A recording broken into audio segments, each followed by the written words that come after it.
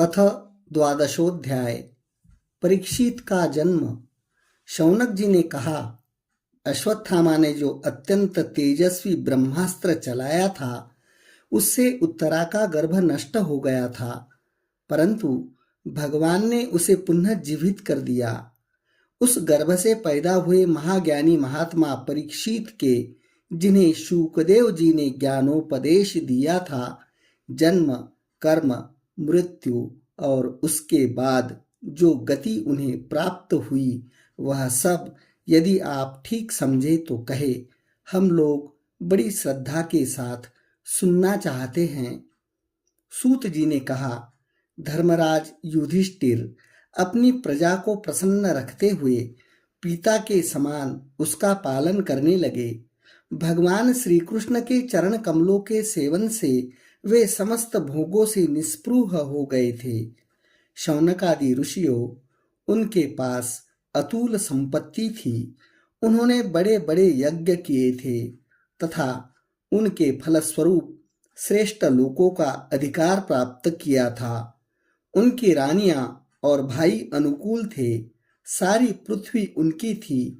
वे जम्बू द्वीप के स्वामी थे और उनकी कीर्ति स्वर्ग तक फैली हुई थी।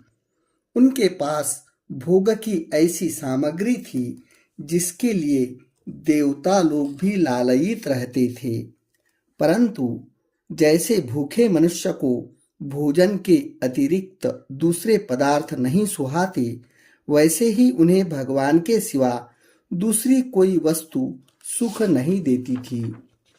शौनक जी, उत्तरा के गर्भ में स्थित वह वीर शिशु परीक्षित जब अश्वत्थामा के ब्रह्मास्त्र के तेज से जलने लगा, तब उसने देखा कि उसकी आंखों के सामने एक ज्योतिर्मय पुरुष है। वह देखने में तो अंगूठे भर का है, परंतु उसका स्वरूप बहुत ही निर्मल है। अत्यंत सुंदर श्याम शरीर है। बिजली के समान चमकता हुआ पीतांबर धारण किए हुए है। सिर पर सोने का मुकुट झिलमिला रहा है। उस निर्विकार पुरुष के बड़ी ही सुंदर लंबी लंबी 4 भुजाएं हैं। कानों में तपाए हुए स्वर्ण के सुंदर कुंडल है। आंखों में लालिमा है। हाथ में लूके के समान जलती हुई गदा लेकर उसे बार बार घुमाता जा रहा है और स्वयं शिशु के चारों ओर घूम रहा है। जैसे सूर्य अपनी किरणों से कुहरे को भगा देते हैं, वैसे ही वह उस गदा के द्वारा ब्रह्मास्त्र के तेज को शांत करता जा रहा था। उस पुरुष को अपने समीप देखकर वह गर्भस्थ शिशु सोचने लगा कि यह कौन है। इस प्रकार उस 10 मास के गर्भस्थ शिशु के सामने ही धर्म रक्षक अप्रमेय भगवान श्री कृष्ण ब्रह्मास्त्र के तेज को शांत करके वही अंतर्धान हो गए। तदनंतर अनुकूल ग्रहों के उदय से युक्त समस्त सद्गुणों को विकसित करने वाले शुभ समय में पांडु के वंशधर परीक्षित का जन्म हुआ। जन्म के समय ही वह बालक इतना तेजस्वी दिख रहा था, मानो स्वयं पांडु ने फिर से जन्म लिया हो। पौत्र के जन्म की बात सुनकर राजा युधिष्ठिर मन में बहुत प्रसन्न हुए। उन्होंने धौम्य, कृपाचार्य आदि ब्राह्मणों से मंगल वाचन और जात कर्म संस्कार करवाए। महाराज युधिष्ठिर दान के योग्य समय को जानते थे। उन्होंने प्रजातीर्थ नामक काल में, अर्थात नाल काटने के पहले ही ब्राह्मणों को सुवर्ण, गौएं, पृथ्वी, गांव, उत्तम जाति के हाथी, घोड़े और उत्तम अन्न का दान दिया। ब्राह्मणों ने संतुष्ट होकर अत्यंत विनयी युधिष्ठिर से कहा, पुरुवंश शिरोमणे, काल की दुर्निवार गति से यह पवित्र पुरुवंश मिटना ही चाहता था, परंतु तुम लोगों पर कृपा करने के लिए भगवान विष्णु ने यह बालक देकर इसकी रक्षा कर दी, इसलिए इसका नाम विष्णुरात होगा। निस्संदेह यह बालक संसार में बड़ा यशस्वी, भगवान का परम भक्त और महापुरुष होगा। युधिष्ठिर ने कहा, महात्माओं, यह बालक क्या अपने उज्जवल यश से हमारे वंश के पवित्र कीर्ति महात्मा राजर्षियों का अनुसरण करेगा? ब्राह्मणों ने कहा, धर्मराज, यह मनुपुत्र इक्ष्वाकु के समान अपनी प्रजा का पालन करेगा तथा दशरथ नंदन भगवान श्री राम के समान ब्राह्मण भक्त और सत्य प्रतिज्ञ होगा। यह उसी नर नरेश शिबी के समान दाता और शरणागत वत्सल होगा तथा याज्ञों के लिए दुष्यंत के पुत्र भरत के समान अपने वंश का यश फैलाएगा।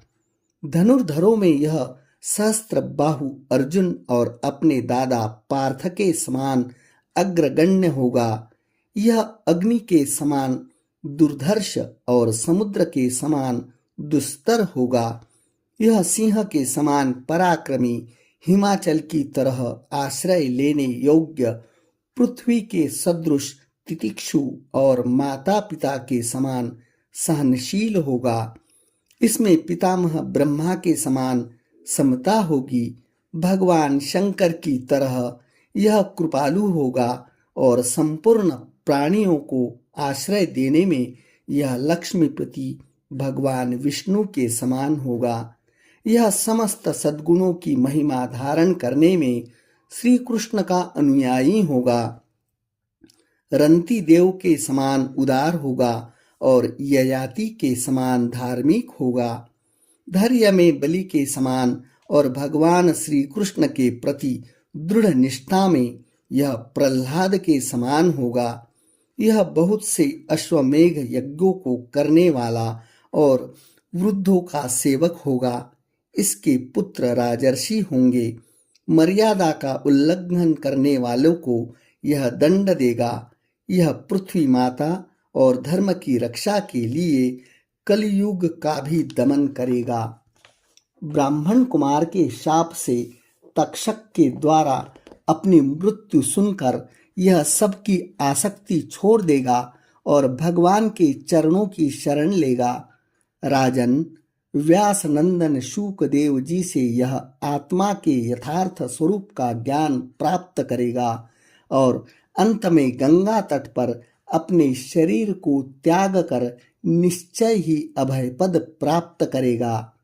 ज्योतिष शास्त्र के विशेषज्ञ ब्राह्मण राजा युधिष्ठिर को इस प्रकार बालक के जन्म लग्न का फल बतलाकर और भेंट पूजा लेकर अपने अपने घर चले गए।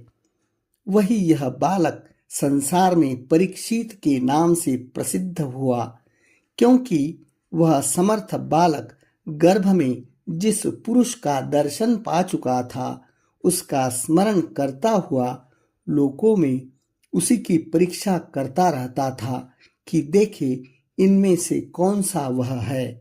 जैसे शुक्ल पक्ष में दिन प्रतिदिन चंद्रमा अपनी कलाओं से पूर्ण होता हुआ बढ़ता है, वैसे ही वह राजकुमार भी अपने गुरुजनों के लालन पालन से क्रमशः अनुदित बढ़ता हुआ शीघ्र ही सयाना हो गया। इसी समय स्वजनों के वध का प्रायश्चित्त करने के लिए राजा युधिष्ठिर ने अश्वमेघ यज्ञ के द्वारा भगवान की आराधना करने का विचार किया, परंतु प्रजा से वसूल किए हुए कर और दंड जुर्माने की रकम से अतिरिक्त और धन न होने के कारण वे बड़ी चिंता में पड़ गए। उनका अभिप्राय समझकर भगवान श्री कृष्ण की प्रेरणा से उनके भाई उत्तर दिशा में मरुत और ब्राह्मणों द्वारा छोड़ा हुआ बहुत सा धन ले आए। उससे यज्ञ की सामग्री एकत्र करके धर्मभीरु महाराज युधिष्ठिर ने 3 अश्वमेघ यज्ञों के द्वारा भगवान की पूजा की। युधिष्ठिर के निमंत्रण से पधारे हुए भगवान ब्राह्मणों द्वारा उनका यज्ञ संपन्न कराकर अपने सुहृद पांडवों की प्रसन्नता के लिए कई महीनों तक वहीं रहे। शौनक जी, इसके बाद भाइयों सहित राजा युधिष्ठिर और द्रौपदी से अनुमति लेकर अर्जुन के साथ यदुवंशियों से घिरे हुए भगवान श्री कृष्ण ने द्वारका के लिए प्रस्थान किया। इति श्रीमद्भागवते महापुराणे पारमहंस्या संहिताया प्रथमस्कन्धे नैमिषीयोपाख्याने परीक्षितजन्माद्युत्कर्षो नाम द्वादशोऽध्यायः सम्पूर्णम्।